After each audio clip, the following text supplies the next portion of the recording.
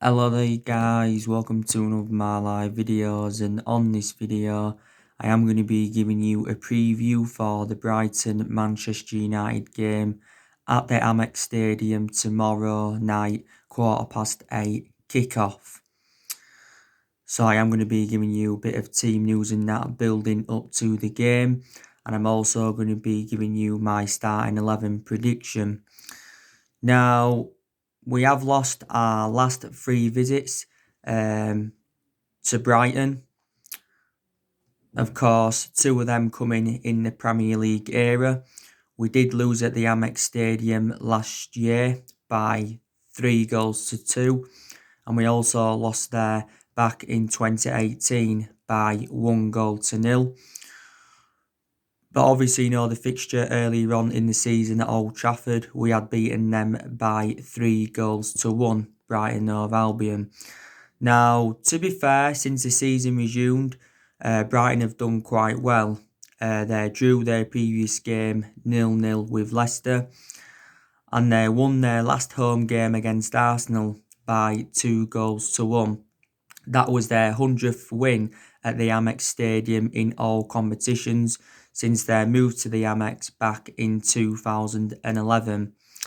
So let me give you some of Brighton's team news. I think Brighton have got a few injuries. I think they have got Tariq Lamptey out, Steve Alzate, Jose Izquierdo and Adam Webster. So they're the injuries that Brighton have got. Our only injuries are Phil Jones and Alex Tuanzebe. But, this is going to be a pretty difficult game against Brighton. Of course, they have got a few good players in their team. They've got like Glenn Murray, Maupay. He scored the winner against Arsenal. They've also got Lewis Dunk, who's a very, very good centre-half.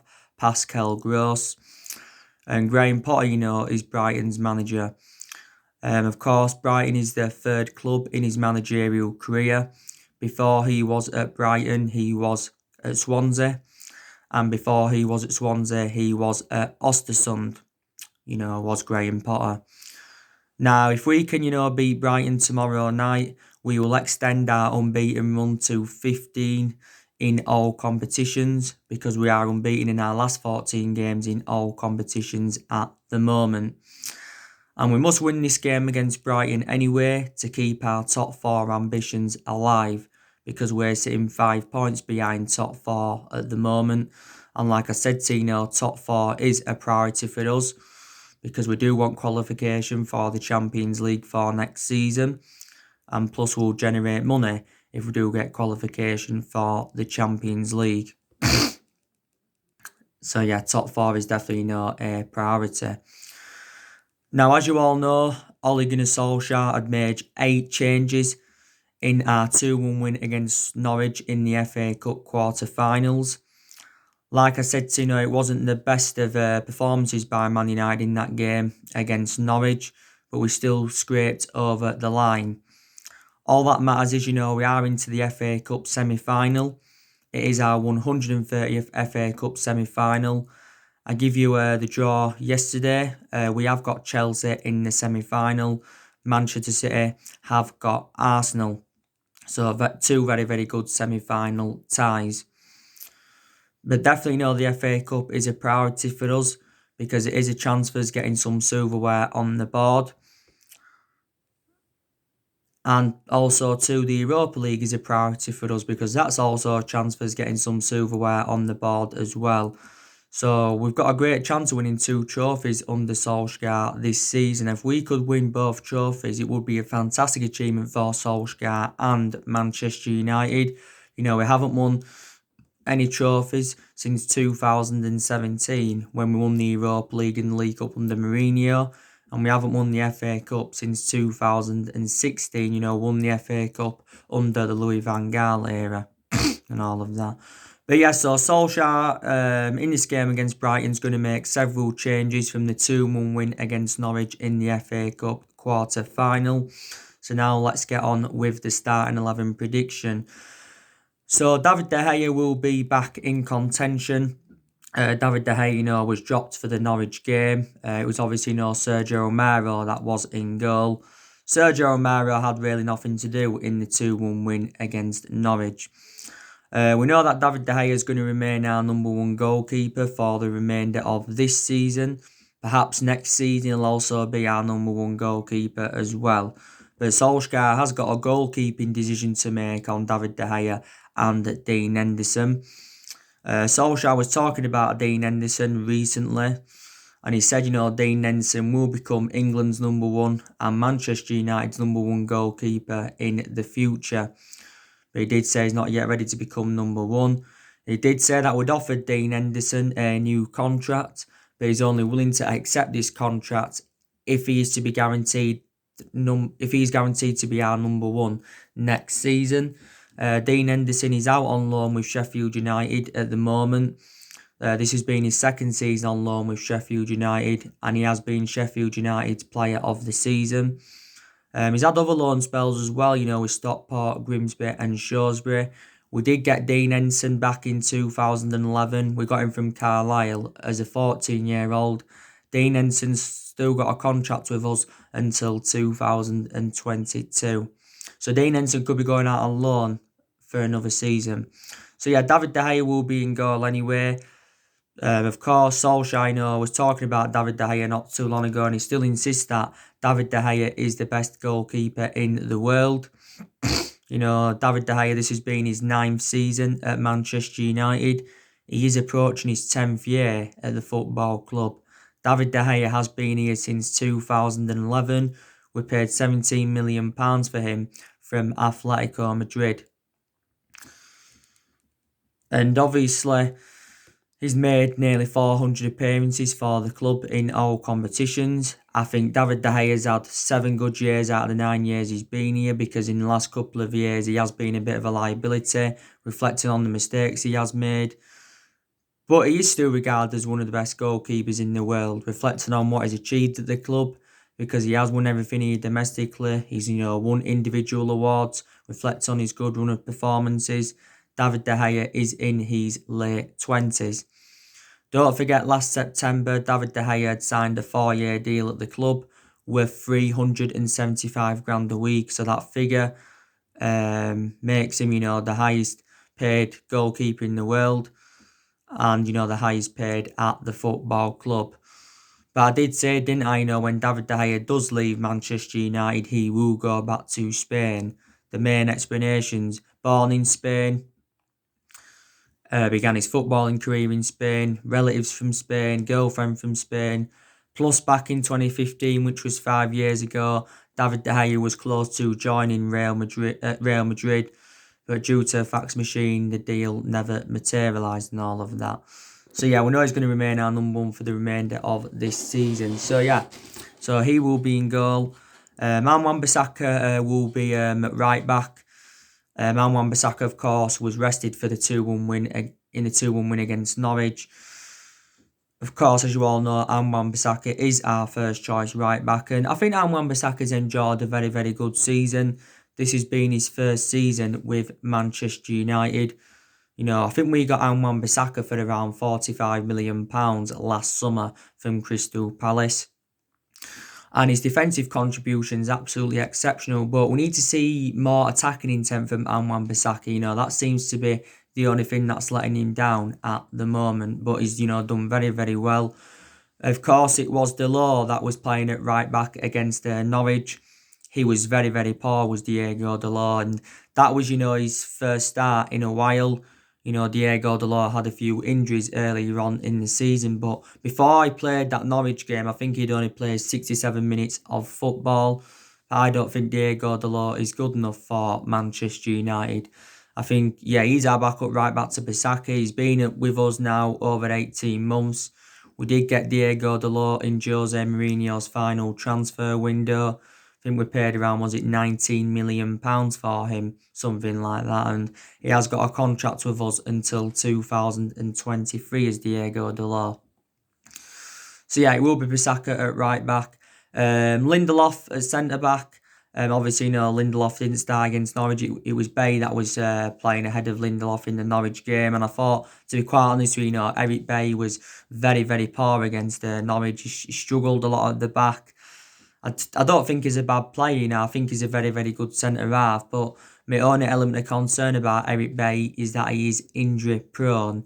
This has been now Eric Bailly's fourth season at Manchester United. It's been his fourth season with the club. We did get him under Jose Mourinho. It was actually, the first signing that Jose Mourinho had made, getting Eric Bailly in. I think he has only scored one goal for the football club. But yeah, Lindelof will come back in for Eric Bailly. I think Lindelof's enjoyed an exceptional season at the football club. He's had some bad games, but, I think a lot of aspects of his game have really, really improved. This has been his third season with us. Again, we got Lindelof under Jose Mourinho. We paid around £30 million in from Benfica, Victor Lindelof. In his first season, he struggled for that consistency. Didn't really settle in, but last season, this season, a lot of aspects of his game have really, really improved. Harry Maguire, obviously, will be alongside him. Of course, Harry Maguire had scored the winner against Norwich in the 118th minute of extra time. I thought Harry Maguire had a really, really good game against Norwich, to be quite honest with you. Played well at the back. Composure was very, very good. He also made a vital interception from Lucas Rupp. And he's been very, very good for us, Harry Maguire. We paid £80 million in from Leicester last summer.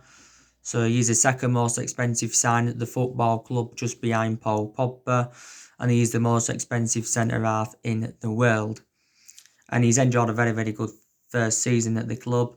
And we probably did make the right decision by giving Harry Maguire the captaincy.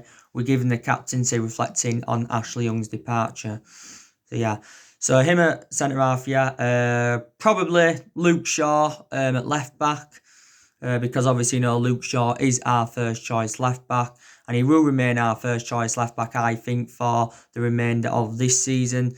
Maybe next season, Brandon Williams could become our first choice left back. So I did say Solskjaer was facing a bit of a dilemma at left back. Well, maybe, Brandon Williams could start at left back against Brighton tomorrow night. Brandon Williams didn't start against Norwich as I expected him to, but he did come on as a substitute. But if we was to play with three at the back, then we can play Luke Shaw and Williams in the same team. You could put Luke Shaw as one of the centre halves, and then you could put Brandon Williams as the left wing back and all of that. But I think, we are going to stick with Luke Shaw at left back.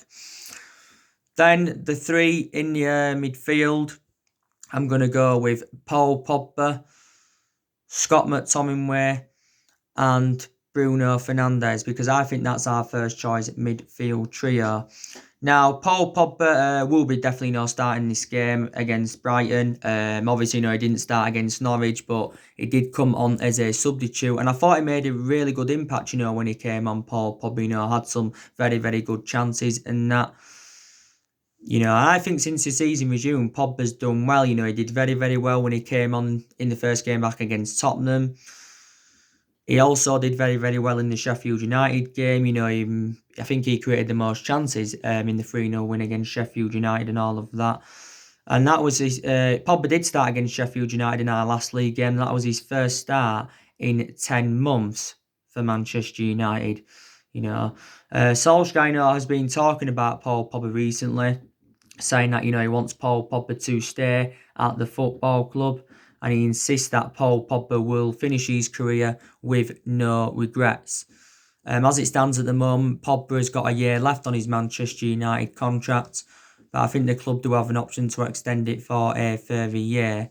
Pogba is our most expensive signing, because we did pay £89 million for him. And he's one of our highest paid players because he's just on under 300 grand a week at the football club. But Pogba will be here for the remainder of this season. I think, Pogba will be here next season as well. But what an impact he has made. But like I said, for the vast majority of this season, I haven't really had a perception on Pogba because he's hardly played. But I did say earlier on in the season when he was injured, he was a very, very big miss for us, was Pogba. Scott McTominay. I've been very, very impressed with Scott McTominay, to be quite honest with you. We had the good news regarding Scott McTominay not too long ago. McTominay, of course, had signed a 5-year deal at Manchester United to keep him under contract with the football club until 2025. There is also an option of a further year. I was very, very delighted about that because I think in the last year or so. McTominay has developed into a world-class midfielder. He has been part of the club for years. He has been with us since 2012. McTominay has been in our senior squad since 2017, and since then has become an integral part of the team. Don't forget McTominay was injured earlier on in the season and all of that. But yeah. Bruno Fernandes, like I said, I think he will be starting. Obviously, he did start against Norwich, did Bruno Fernandes, surprisingly. I don't think, he was at his best against Norwich, to be quite honest with you, Bruno Fernandes. I think that's probably his worst performance in a Manchester United shirt. I don't think he played bad. I just don't think, it was his best performance. I think he's capable of playing much better than that is Bruno Fernandes, because he did have some good chances in that game against Norwich. But Bruno Fernandes is still definitely one of our best players. He's enjoyed a fantastic start to his Manchester United career. He has got 4 goals and 4 assists, I think, so far. We did get Bruno Fernandes in January. We paid £65 million for him, with add-ons included. And I think he signed a 5.5-year deal. But definitely Bruno Fernandes has made the difference in the team. So that's the midfield three I think we are going to go with. Maybe, we could start Fred. Maybe we could actually, start Matic. Matic actually, didn't start in the game against Norwich. Now, the three up front, Rashford will be playing on the left. Rashford, didn't start the game against Norwich. I think Rashford's been exceptional since he came back. He's actually, created quite a lot of chances since he came back. Don't forget he got 2 of the assists for Anthony Martial's 3 goals he scored against Sheffield United, did Marcus Rashford. And I have been very, very impressed with him. Up until this point, Rashford has spent the entirety of his career with a football club. He has been a United player since the age of 7, and he has been in our senior squad since 2016, and since then has become an integral part of our team. We'll keep playing Rashford out wide because obviously Martial has plays centrally, and he's been playing centrally throughout the course of this season. Rashford, when he came on against Norwich, didn't make an impact straight away, but I think as the game then grew on, after he'd been on for quite a while, and I thought, he had some very, very good chances. I think we'll put Mason Greenwood on the right-hand side. I think Mason Greenwood's going to start this game against Brighton. I actually prefer him ahead of Daniel James. I still think Daniel James has enjoyed a very, very good season. I do feel as though Solskjaer has been overplaying him a bit though, because I think Daniel James, as he played around, 38 or 39 games in all competitions this season. We did get Daniel James last summer from Swansea, paid around £15 million for him. But he's still, done very, very well. There's a possibility that we could loan Daniel James out for next season. But I think Greenwood's going to start ahead of him. Greenwood didn't start against Norwich, but he started our last league game against, Sheffield United. And I think up front, obviously, Anthony Martial, he will be back in the team. Like I said, in our last league game, Martial had scored a hat-trick against Sheffield United. That was his first senior hat-trick for the football club, and he became the first player to score a hat-trick for Man United since Robin Van Persie back in 2012, or was it back in 2013? This has been Martial's 5th season at Manchester United, and I think he's done very, very well under Solskjaer this season. I think probably one of the best seasons Anthony Martial enjoyed was his debut season under the Louis van Gaal era. He did very, very well under Louis van Gaal. We did get Martial as a 19-year-old. We paid around £36 million for him. He did say potentially rising up to 57 or 58 million based on goals and achievements and all of that. So that is my starting 11 prediction. So I've actually now gone with the 4-3-3. So there you go. But like I said, we've now got 7 games remaining in the Premier League. And, we've got the easiest running out of all the Premier League teams. So, in reality, we should win at least 6 of our 7 remaining games. I think, by the way, Brighton are sitting 15th in the Premier League. But at Old Trafford, we've got a good record against them. But like I said to you, we've lost our last 3 games away at Brighton. We've lost our last 3 away games yet against Brighton and that, and like I said, 2 of them coming in the Premier League era and all of that. Like I said to you, it's going to be interesting to see how Ole Gunnar Solskjaer approaches the summer transfer window. Are Manchester United going to sign anybody in the summer transfer window? That is the question. Now, Solskjaer did recently say he's unsure how much he will have to spend in the summer transfer window with the financial impact of the coronavirus pandemic. Now, there were stories coming out quite a few weeks ago saying that allegedly our transfer budget had been revealed, and it said we're going to be given around 269 or 270 million to spend in the summer transfer window. Now, Solskjaer has been speaking with our owners about, his plans, for the summer transfer window. Solskjaer, did say he wants to make around 3 or 4 major signings at the end of the season. Because I did say, didn't I, our expectations next season will be to challenge for the title. That will be our expectations next season. Solskjaer made an admission saying that we have got to spend to compete with the likes of Manchester City and Liverpool. We do have to spend money. But Solskjaer did say that we will do business if, players do become available for the right price. And Solskjaer's already identified the areas in the squad where he does want to strengthen up. Earlier on in Solskjaer's managerial career, he worked out his transfer strategy. He said he still wants to continue the policy. He said he wanted to recruit young British talents to the football club. Young British talents, and he also said that, he still wants to continue doing this. Yeah. But yeah, Solskjaer will be at Manchester United next season, and like I said, he'll have bigger expectations to exceed. And, want to challenge for the title next season, because this has been the 7th season now. We have failed to mount any kind of title challenge up. We haven't won the Premier League since 2013, so last time won it was in Alex Ferguson's last season.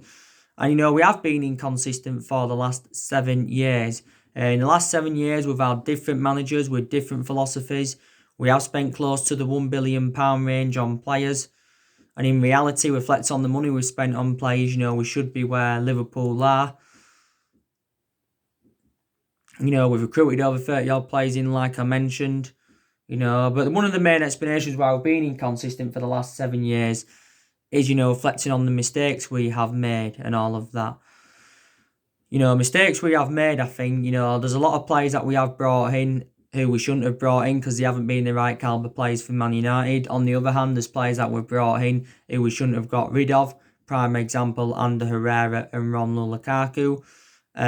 You can say we made a mistake by giving Solskjaer the job permanently. Maybe we did give him it a bit too soon, but we give Solskjaer the job permanently, reflecting on what he did in that 3-month period when he was the interim manager. Maybe, there's some players we've given contracts to as well who we shouldn't have given contracts to, but actually, we've extended a lot of players' contracts since Solskjaer came into the club, and I still think we've got around, 8 or 9 players' contracts that are due to expire next year. Of course, Ferguson made a mistake by recommending David Moyes in. But yeah, we have made quite a lot of mistakes. Our recruitment policy's been poor for several years. We have overpaid for players, and Ed Woodward, has been criticised about this, and we've been critical of Ed Woodward for several years, and we've also been critical of the Glazers for several years. So let's just put that into the equation. Solskjaer is our 4th permanent manager since the Alex Ferguson era. Of course, we sacked David Moyes, Louis van Gaal, and Jose Mourinho and all of that. And now we've got Solskjaer. Solskjaer's been at the football club for around 18 months. I've taken positives from his tenure so far. Like I said, Solskjaer's recommended 5 good players into the football club so far and spent just over £200 million.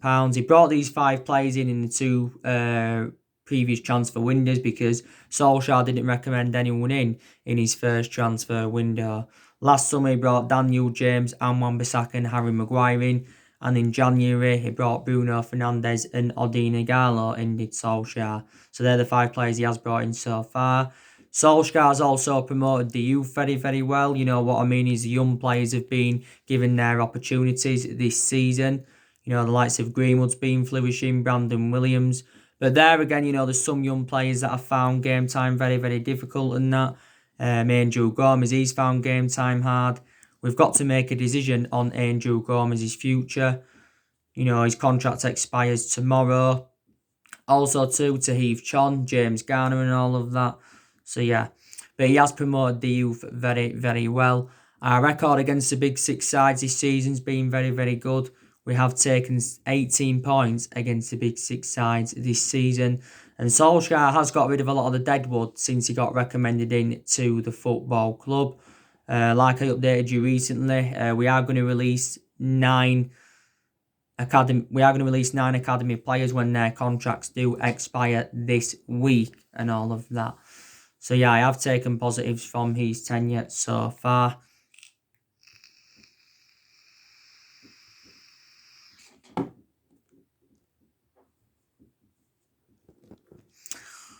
Yeah. But I already gone through with you, you know, what saved Ole Gunnar Solskjaer's job at Manchester United. And I think that, you know, was the signing of Bruno Fernandes. That definitely saved his job at the football club. And also, too, the wins against likes of City and Tottenham earlier on in the season, they also saved his job at Manchester United as well. But I still don't know if he's the foreseeable future. Time will tell. You know, some people believe if Solskjaer is given the time that he wants, he can emulate into next year and Klopp. Don't forget Solskjaer was recently talking about Liverpool, you know, in his press conference prior to the Norwich game in the Cup, you know, he congratulated Liverpool for winning the title, but he did make an admission saying that it hurts to see Liverpool as champions, but he also said in regards to Liverpool, Liverpool will struggle to repeat Alex Ferguson's run of titles, so he's saying Liverpool will struggle to dominate like we did under Alex Ferguson. Of course, we haven't dominated English football since the Alex Ferguson era. You know, Ferguson endured 26 years at Manchester United, endured 22 years of success because, you know, he didn't win out in his first 4 years at the football club. Ferguson won a total of 38 major honours, including 13 Premier League titles. You know, we have won 20 titles in total, so we are the most successful team in England at the moment. But Liverpool are just one behind us now because they're on 19 titles in total. But, you know, it is their first Premier League title and they did end their 30-year drought. I don't think Solskjaer will be the next Ferguson, or no manager will be the next Ferguson at Man United or in general and that. But we just want to be back being a competitive elite level football club. As you all know, our net debt is just over 429 million, like Ed Woodward revealed the other month when he revealed our financial figures. And because it said our debt had risen up by almost £130 million. But the summer transfer window, Solskjaer knows he's got the backing of Ed Woodward and he's got the backing of the Glazers and all of that. But the summer transfer window will be Solskjaer's 4th transfer window as Manchester United manager. Yesterday, I give you an update on some of the transfer news, didn't I? You know the ongoing situation with Jadon Sancho. Reportedly, we've got to sell around 5 players to fund a move for Jadon Sancho. Because I think Dortmund have said they want around 100 or 110 million pounds for him. The Borussia Dortmund CEO has come out and said that he expects Jadon Sancho to stay at Dortmund for next season. Because he said, you know, no club is willing to meet their valuation. You know, so maybe, you know, Sancho could end up staying at Borussia Dortmund. You know, as you all know, he is our number 1 priority target. You already know the news on Jack Grealish. You know, he's another one of our priority targets as well. But like I said, you know, we are planning to get rid of at least 5 players in the summer transfer window. We're looking to get rid of Jones. I think we've recently said that we want around 15 million for Phil Jones. We're looking to get rid of Smalling permanently. He's out on loan with Roma. We're looking to get rid of Jesse Lingard. Jesse Lingard was very, very poor in the cup game against Norwich. I think that was his first start since New Year's Day. He's just come back from a short-term illness. I think we'd want around 25 to 30 million for Lingard if we are to sell him. Get rid of Pereira. We're looking at getting rid of Sanchez as well. Inter Milan are still in talks with us over extending his, loan. But I think we've refused to extend his loan with Inter Milan. So I don't know what's actually, happening with Alexis Sanchez and all of that. But yeah, players are definitely going to leave Manchester United in the summer transfer window. They really, really are in that. But yeah, I think we can finish the season on a high. We're unbeaten now in our last 14 games in all competitions. Our last defeat was 2-0 to Burnley at Old Trafford. But since then, we've done very, very well. And we seem to be going now in the right direction under Solskjaer and that. And I've definitely seen improvements under the Norwegian. He's changed quite a few things as well. He's still making some wrong decisions, so he needs to make them into right decisions and that, because he still thinks he needs to work on at the football club. Solskjaer has been changing formation persistently this season, but if you've noticed, he has been going a lot with a 4-2-3-1. Obviously, he's made a lot of rotation throughout the course of this season, but that's reflects on the injuries we've had since the start of this season. Yeah. And by the way, Solskjaer has promoted Ethan Laird to the senior squad. Just want to also confirm that with you guys. So anyway, guys, that's everything to update today. I think Solskjaer's press conference as well will be coming up today, so I'll be giving you my reaction to that ahead of the Brighton game. But like I said, drop your comments, likes below on the channel if you do consider subscribe as always, and take care. God bless, and I'll see you all again very, very soon.